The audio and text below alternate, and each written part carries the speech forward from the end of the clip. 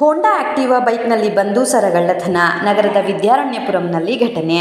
ಸೋಮವಾರ ಬೆಳಗ್ಗೆ ಸುಮಾರು 7:30 ಸಮಯದಲ್ಲಿ ಕಳ್ಳನ ಕೈಚಳಕ. 2 ತುಂಡಾಗಿ ಬಿದ್ದ ಚಿನ್ನ, 1 ತುಂಡಿನ 10 ಗ್ರಾಂ ಚಿನ್ನ ಮಾತ್ರ ಕದ್ದೊಯ್ದ ಕಳ್ಳ. 75 ವರ್ಷದ ಮಹಿಳೆ ಚಿನ್ನ ಕದ್ದ ಖದೀಮ. ಸ್ನೇಹಿತರ ಮನೆ ಕಾರ್ಯಕ್ರಮಕ್ಕೆ ತೆರಳುತ್ತಿದ್ದ ಮಹಿಳೆ ವಿದ್ಯಾರಣ್ಯಪುರಂನ 4ನೇ ಮೇನ್ 6ನೇ ಕ್ರಾಸ್ನಲ್ಲಿ ವಾಸವಿದ್ದಂತಹ ಮಹಿಳೆಯ ಮನೆಯ ಬೀದಿಯಲ್ಲೇ ಕಳ್ಳ ತನ್ನ ಕೈಚಳಕ ತೋರಿದ್ದಾನೆ. ಡಿಸಿಪಿ ಸುಂದರ್ರಾಜ್, ಎಸಿಪಿ ರಮೇಶ್ ಸ್ಥಳಕ್ಕೆ ಭೇಟಿ ನೀಡಿ ಪರಿಶೀಲನೆ ನಡೆಸಿದ್ದಾರೆ.